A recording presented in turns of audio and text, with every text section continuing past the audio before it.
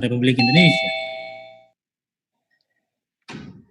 Selanjutnya kita akan mendengarkan penjelasan dari Prof. Dr. Irwan Abdullah, Guru Besar Antropologi UGM. Kira-kira apa yang dapat bangsa Indonesia pelajari dari kisah-kisah di Papua tadi? Atau malah jangan-jangan tidak ada sama sekali? Karena pikiran kita semua saat ini sedang diracuni oleh COVID-19. Prof. Irwan, waktu 15-20 menit, saya persilakan. Ya, terima kasih Pak Yamin. Assalamualaikum warahmatullahi wabarakatuh untuk semuanya. Alhamdulillah, luar biasa.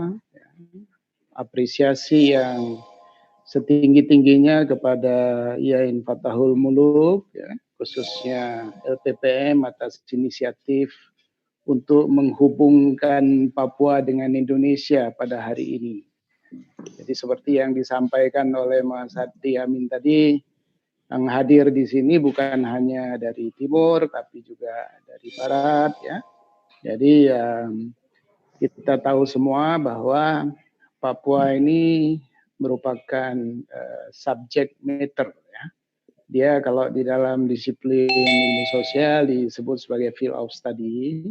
Nah, tadi kita udah dengarkan secara panjang lebar dan sangat bersemangat dimulai tadi oleh Pak Rektor, ya, yang mencerdaskan kita tentang bagaimana the practice of moderasi di Papua yang melibatkan berbagai kelompok agama, ya. Pak Idrus Al-Hamid tadi sudah menyampaikan bahwa keberagamaan di tengah keberagaman di Papua itu bukan menjadi masalah, karena itu sudah menjadi best practice. Jadi ini poin penting saya kira yang nanti perlu kita bahas, yang kalau kita lihat dari perspektif makro dari Indonesia, yang perspektif yang lebih besar, ini berbeda sekali ya potretnya. Karena imajinasi kita tentang Papua itu imajinasi orang jauh, imajinasi orang asing. Apalagi tadi Profesor Fazir misalnya, ya, itu sudah menunjukkan kepada kita bagaimana sebenarnya kearifan-kearifan lokal, ya, kekuatan-kekuatan Papua. Itu sebenarnya modalitas untuk membangun moderasi. Jadi bagi saya dari apa yang disampaikan beliau tadi, bahwa moderasi itu sebenarnya harus bertumpu pada praktek-praktek yang sudah dilakukan di Papua.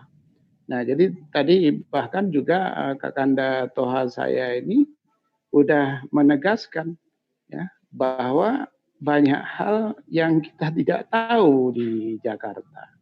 Banyak hal yang sesungguhnya itu best practice moderasi itu sudah ada di Papua yang kita mengimajinasikan secara berbeda.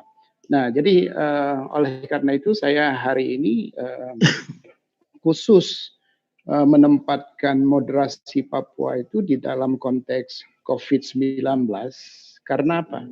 Menurut saya ini momentum peradaban yang penting sekali yang kalau kita miss, tidak sempat kita lirik, apalagi ya, tidak sempat kita bahas, maka akan ada kehancuran-kehancuran yang kita angkat tangan, yang kita tidak pernah tahu, loh kok bisa jadi begini gitu ya. Nanti kita akan mendapatkan panik yang berikutnya.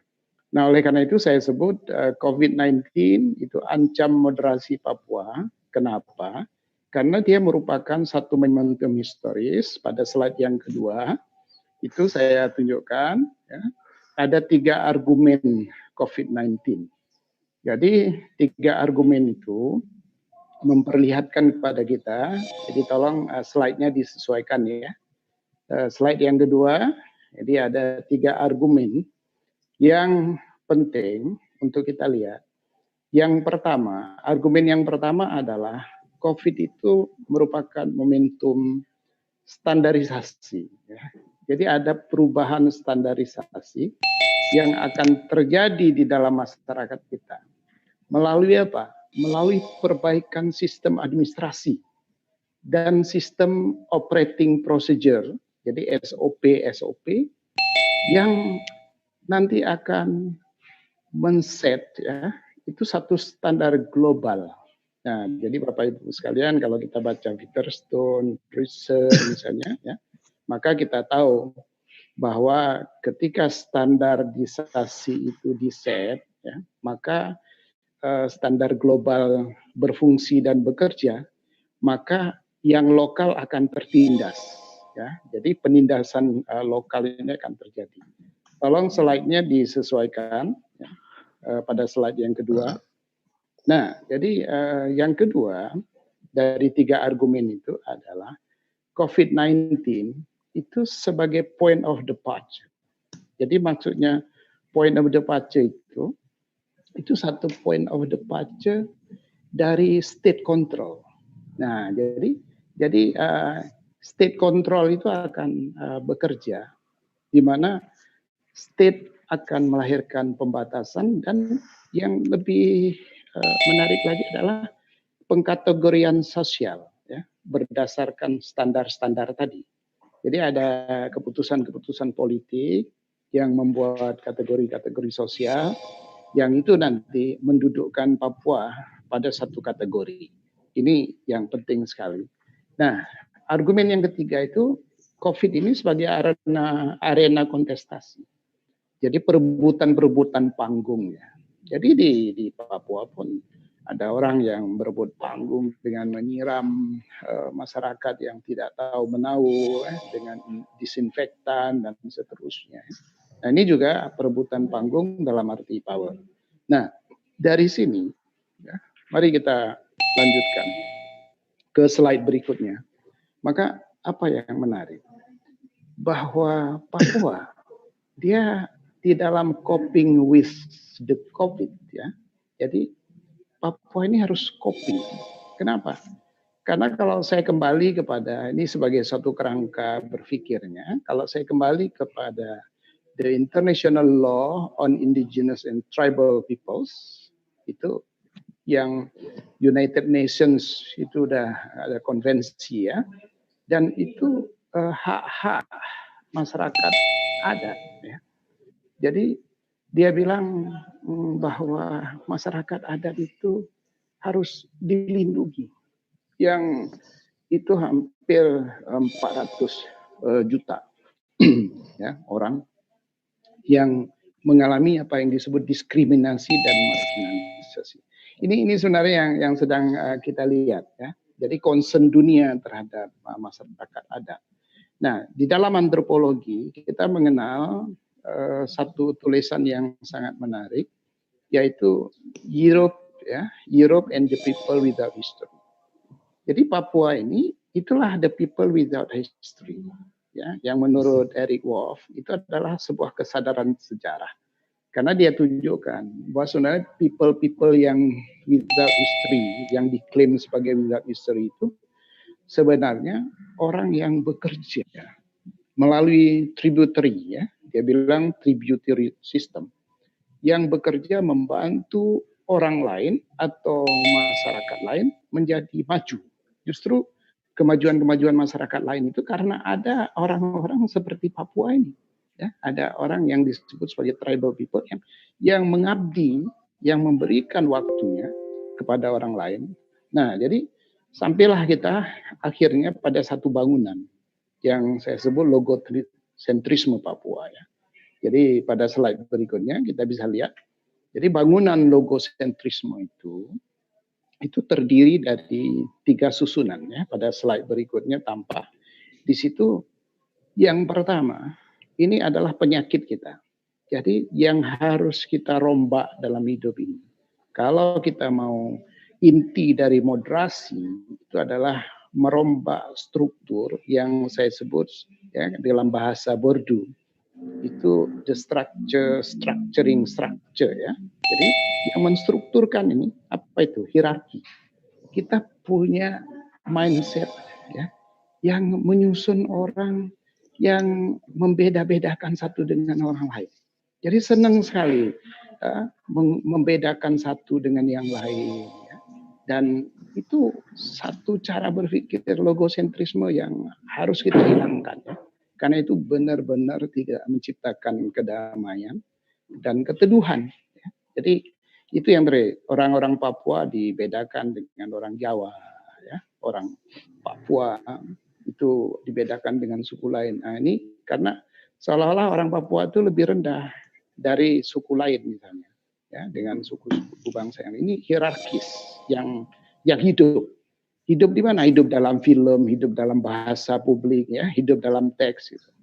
Nah, yang kedua oposisi ini kita selalu, ya, misalnya di Papua ada istilah Papua dan non Papua atau orang setempat dan pendatang. Nah, ini yang harus diperangi. Jadi kira-kira gini, kalau membangun satu sikap moderat itu bukan cuma orang Papua, tapi keseluruhan struktur di dalam masyarakat itu harus dihilangkan oposisi-oposisi binir dan juga pada totalitas. Jadi berpikir totalitas, semuanya harus dijumlahkan. Semuanya harus baik, semuanya harus pinter bahasa Inggris, semuanya harus bisa matematika. Enggak usah, ya.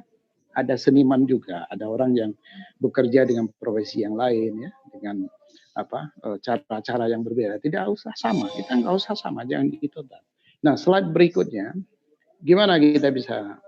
Jadi dasar apa yang saya bahas ini, ya, itu didasarkan pada teks. Jadi tampak pada slide berikutnya, itu ada 3 fondasi penting. Itu teks, yang kedua diskurs, dan yang ketiga experience. Jadi ada misrepresentasi Papua yang kita dapatkan dalam naskah manuskrip, ya, laporan penelitian yang menyebabkan apa? Ya, coba dilihat pada slide berikutnya. Yang menyebabkan kita jadi gagal paham. Kita gagal paham tentang Papua. Jadi tadi Kakanda Toha, ya, memberikan pemahaman dari dalam. Jadi insight, ya, insight view tentang Papua itu diberi pemahaman karena ya orang dalam. Kita sebagai orang luar, kita sering gagal paham. Nah, lebih parah lagi apa? Karena logosentrisme tadi kita nggak mau paham, ya. Slide berikutnya, ya, kita tidak mau paham. Nah, jadi yang kedua di dalam slide berikutnya itu saya tunjukkan bahwa ada diskurs, ya, melalui proses mediatisasi dan komodifikasi Papua dalam wacana. Jadi apa? Film-film. Kenapa Papua? Kalau di film itu ditempatkan sebagai objek, ya, yang jadi hiburan untuk tertawaan. Ya. Nah, itu menyebabkan apa? Less emansipasi. Menyebabkan kita akhirnya apa? Selalu presenting the blackness. Ya. Jadi sisi the blackness-nya yang kita presentasikan. Nah, yang ketiga itu pada slide berikutnya itu, ya, pengalaman interaktif empiris. Jadi kalau kita lihat di Papua dan luar Papua, ya, segmentasi etnis, proses marginalisasi dan stigma, ya, stigma itu berubah, ya. Jadi tolong slide-nya lagi, slide-nya diputar. Sebelum itu. Oke. Ya, di situ saja, ya. Jadi sekarang kita masuk ke slide 41, ya, dengan kode 41 di sebelah kanan atas. Nah, jadi mari kita lihat bagaimana bekerja asumsi-asumsi yang saya sampaikan tadi.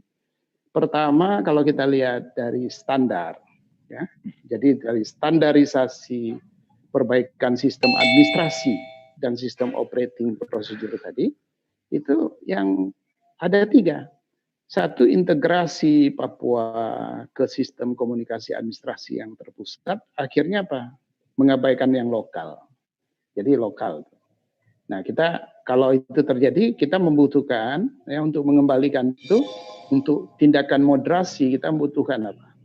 Pengakuan keragaman, apresiasi atas kekhasan dan kekhususan Papua. Nah, kalau presence, jadi yang kedua ada presence berlakunya metode berbasis teknologi. Jadi apa? High speech, ya, intelligence. Ini kan yang saya bilang new abnormal. Ya. Kenapa? Dia basisnya bukan pada speed yang biasa, tapi pada high speed, pada tingkat intelligence tertentu, dan itu menindas. Ya, high speed itu menindas orang yang speedometernya itu tidak cukup cepat, ya, menindas. Nah, oleh karena itu perlu pemberdayaan. Jadi mekanisme moderasi itu adalah pemberdayaan untuk meningkatkan kapasitas supaya Papua itu kompatibel dengan perubahan-perubahan yang sistemik yang sedang terjadi. Dan yang ketiga, underrepresented. Jadi Papua itu underrepresented dalam pengertian ya, bahwa tidak dihadirkan.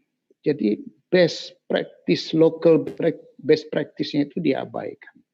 Nah, oleh karena itu perlu pembelaan. Jadi hak-hak lokal, adat ini perlu pembelaan. Pada slide berikutnya, pada slide 42 itu kita bisa lihat ya. Mari kita lihat pada slide berikutnya. Jadi tadi saya bilang argumen yang kedua itu adalah state control. Ya, ada state control. Nah, state control itu maksudnya apa? Bahwa secara natural itu ada kontrol yang bisa diberlakukan ya, yang bisa diberlakukan untuk apa? Untuk identitas-identitas yang dianggap distintif. Ya, jadi identitas-identitas yang dianggap distintif. Nah, karena dia distintif, maka ada pembatasan-pembatasan akses. Ya.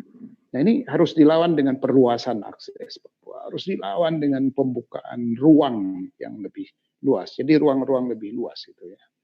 Nah, yang kedua apa yang saya sebut sebagai creative deconstruction. Nah, deconstruction itu gimana ada fakta-fakta yang unfitted ya.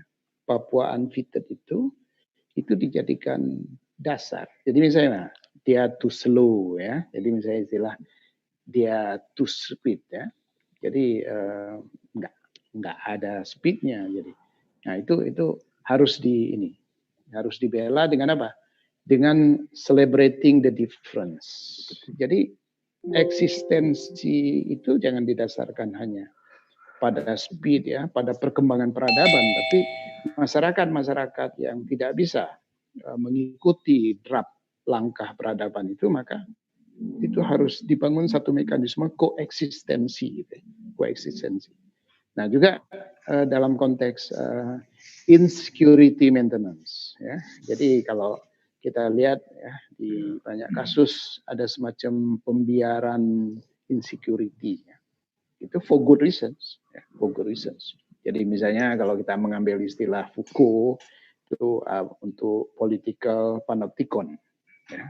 Jadi untuk disorot ini karena dia hitam, karena dia berbeda itu disorot gitu ya. Jadi dan oleh karena itu kita membutuhkan mediated structure, struktur-struktur yang memediasi untuk mengubah cara pandang. Jadi bagaimana Papua ini jangan ditempatkan sebagai daerah di pinggiran, tapi mengubah cara pandang supaya Papua itu ditempatkan di pintu gerbang Indonesia. Jadi dialah yang menjaga Indonesia. Ini mindsetnya harus kita ubah. Jadi Bapak Ibu sekalian, jadi kalau saya bicara dalam konteks yang seperti ini, seperti sistem administrasi tadi ini, saya ambil contoh begini. Bagus sekali atas alasan yang bagus juga demokratisasi, maka rekrutmen tenaga kerja dibuat secara nasional. Maka diberlakukanlah ya ukuran-ukuran standar nasional di dalam rekrutmen pegawai misalnya. Nah, karena ada pemberlakuan secara standar nasional, orang Papua itu akhirnya apa? Tidak ada yang jadi pegawai walaupun di Papua. Kenapa? Ya karena menurut standar nasional yang kompetitif ya, mereka tidak fit in. Bagaimana kita bisa memberlakukan kompetisi, sementara tempat sekolahnya dari rumah aja dia harus berjalan kaki, bahkan harus melewati lumpur, jalan yang berbatu, tidak bisa pakai sepatu gitu ya. Nah ini yang saya bilang bahaya. For good reason kita akhirnya melakukan diskriminasi. Mari kita lihat pada slide berikutnya yang poin analisis saya yang terakhir ya. Jadi yang saya sebut tadi sebagai arena kontestasi. Nah, jadi arena kontestasi itu apa? Jadi kita lihat ketika kontestasi ini terjadi, Papua itu adalah the left behind. Ya. Nah, jadi the left behind itu kalau tidak ada mekanismenya, itu tertinggal terus, ya, tertinggal. Makanya kita membutuhkan apa yang saya sebut centering the margin. Jadi the margin ini kita bawa ke tengah melalui satu mekanisme centering the margin. Jadi menjadi center ya, dengan berbagai mekanisme ya. Salah satunya seperti di sini juga saya sebut emancipatory politics. Nah, itu untuk melakukan humanitarian distress ya, mengatasi. Jadi ada inhumanitarian distress ya, yang menempatkan Papua itu lain, berbeda dengan yang lain, diperlakukan secara berbeda, itu distress. Nah, itu membutuhkan satu emancipatory politics untuk mengubah itu. Nah, juga objectification ya. Jadi harus dilawan dengan subjectification. Jadi tadi saya bilang subject matter itu lama-lama berubah. Papua itu menjadi object matter gitu ya. Bukan lagi subject matter tapi object matter. Kenapa? Karena ada historical threat ya, yang menganggap mereka pasif, nggak bisa diajak bicara, ya, nggak bisa diajak bekerja sama. Itu kan historical threat. Jadi itu bukan history, itu adalah history, tapi bukan his story. Yang kita butuhkan adalah history, story-nya orang Papua. Nah, itulah kenapa kita membutuhkan diskusi seperti ini ya. Seperti tadi kita sebenarnya bisa melihat his ya, atau her story, bukan cuma history. Nah, mari kita bergeser ke 4 pilar moderasi. Jadi kalau kita bertanya tadi, kalau begitu pada slide berikutnya, ya, slide berikutnya kita lihat bahwa di situ ada 4 pilar moderasi yang perlu kita adaptasikan. Dari akomodasi keberagaman, ya, di slide berikutnya, akomodasi keberagaman sampai kepada, ya, jadi keragaman itu harus diakomodasi sampai kepada mobilisasi. Jadi mobilisasi, pertama melihat ini dengan tadi emancipatory politics dan sebagainya, itu diakomodasi. Tapi juga perlu kesadaran Indonesia yang lebih umum untuk belajar dari Papua. Jadi kearifan Papua itu diambil sehingga toleransi ya, toleransi dari perspektif Papua itu bisa menjadi modalitas Indonesia. Jadi Indonesia ini modalnya tidak harus selalu modalnya dari Minang, dari Jawa, Bugis ya, dari Batak, tapi boleh juga modal Indonesia ini dari Papua, dari Madura, ya, dari Dayak, bahkan dari Muna di sana, ya, dari suku kecil, suku Dani, ya, ini bisa menjadi modal. Nah, inilah pilar untuk apa ini?